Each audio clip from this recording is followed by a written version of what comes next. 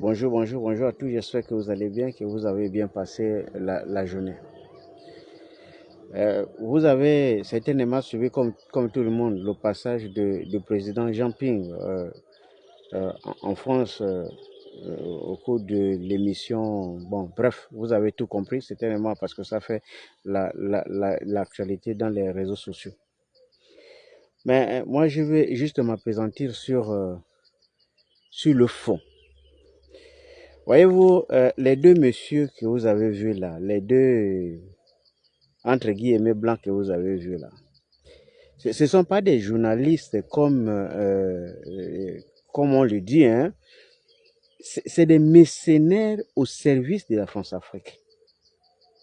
Les deux messieurs que vous voyez là, ils font la pluie et le bon temps en Afrique. Ils passent dans tous les palais présidentiels. Vous n'allez jamais les rencontrer en Russie, chez Poutine. Eux, c'est en Afrique. Les terrains de chasse en Afrique. Ils sont dans tous les palais présidentiels. Les deux que vous voyez là, c'est des mercenaires de haut niveau. Des individus d'une moralité plus ou moins.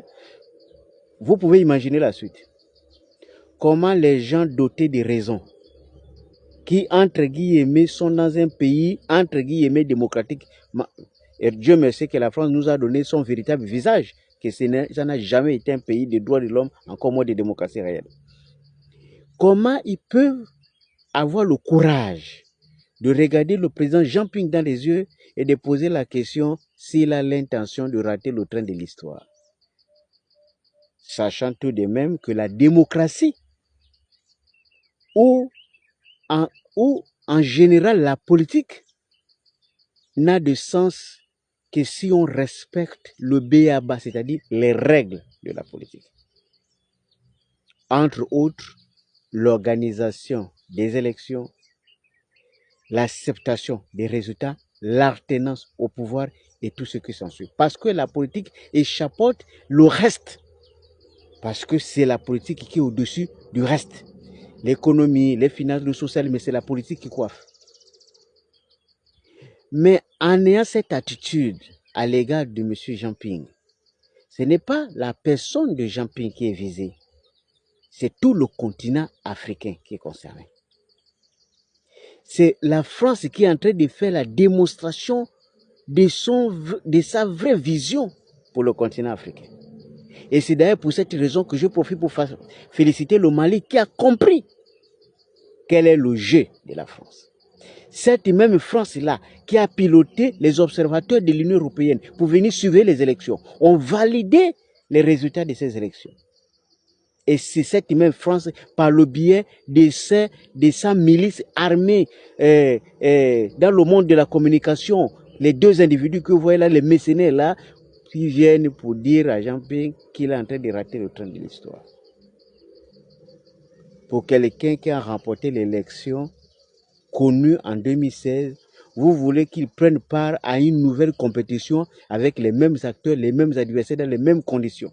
Franchement, est-ce que ce n'est pas une façon d'humilier le continent, ça? Et justement, c'est parce que Chegal Maïga et Assimi Goïta ont compris très tôt. Et pourtant, ils sont moins jeunes que Ping et les autres. Ils ont compris que la France n'a pas l'intention de nous laisser tranquilles. Il faut donc créer le rapport de force pour trouver la solution parce que la France est nuisible. Et c'est la France même qui est le véritable problème. Parce que en faisant confiance à la France et en faisant confiance à la diplomatie et en faisant preuve de beaucoup de sagesse, certainement M. Jean Ping a péché. Parce que en réalité, c'est les Français qui s'arrangent d'une manière ou d'une autre à redistribuer les cartes.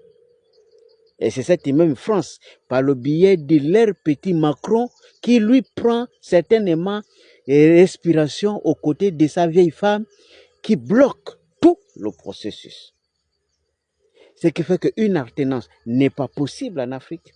Le choix d'un président crédible n'est pas possible en Afrique. Ils ont tout fait pour nous bloquer.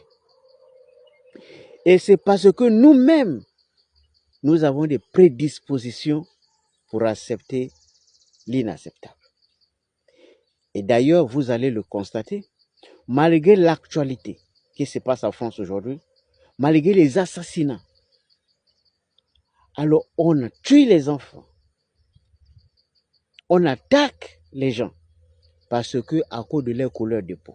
Mais vous allez toujours remarquer qu'en Afrique, malgré la présence assez élevée des Français, en Côte d'Ivoire, au Sénégal, au Gabon et dans la plupart des pays africains, vous n'allez jamais voir et jamais entendre qu'un Français a été éliminé par un policier africain. Jamais. Pourquoi? Parce que d'une manière ou d'une autre, même de façon involontaire, on considère toujours la France comme étant, et la France avec les Français, comme étant toujours supérieure à nous.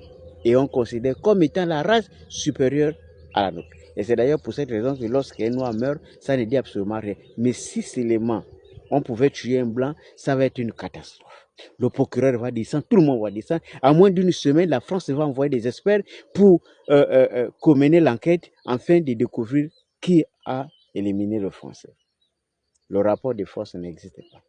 Et c'est d'ailleurs pour cette raison que moi je me dis que c'est de notre faute, parce que avant que de demander à l'autre de se respecter, il faut d'abord se respecter soi-même.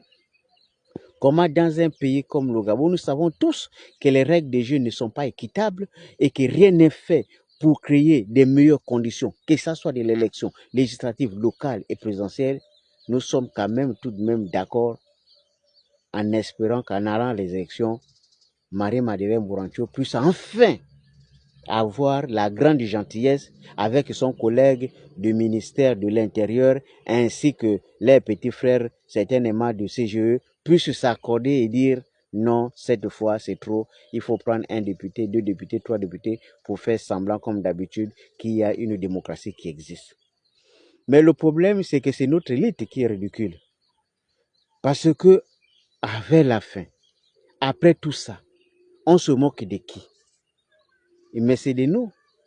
Et nous, c'est qui? Mais c'est l'élite. Parce que ce qui se passe, ça fait, c'est la démonstration que l'élite est dans une incompétence totale. Et que même ceux qui pensent qu'on les considère comme des gars compétents, croyez-moi, il y a un proverbe chez nous qui dit lorsqu'une dent est pourrie, c'est toute la bouche qui sent.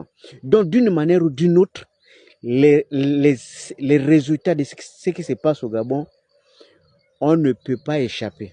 Peu importe qui vous êtes, peu importe ce que vous faites, même si vous êtes d'une famille, comme vous dites, entre guillemets, aisée, des quartiers d'Akanda, on va toujours nous considérer comme des gens ayant un niveau ou encore, je ne sais pas, des connaissances limitées. Pourquoi? Parce que nous sommes incapables d'organiser une petite société de 2 millions d'habitants. Et c'est d'ailleurs pour cette raison que vous avez tellement perverti la politique qu'aujourd'hui, même les enfants, d'une manière, de façon consciente ou inconsciente, considèrent que quand tu n'as pas l'argent, tu ne peux pas faire passer tes idées. Tu ne peux pas compétir dans une élection présidentielle ou locale. Pourquoi?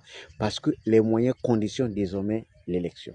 Mais pourtant, on ne dit pas à ces enfants qu'au Bénin, le président Patrice Talon a fait passer une loi qui interdit l'usage de l'argent lors du processus électoral. Les enfants n'ont pas cette information, ils ne peuvent pas comprendre pourquoi. Parce que nous sommes dans un pays hautement diabolique.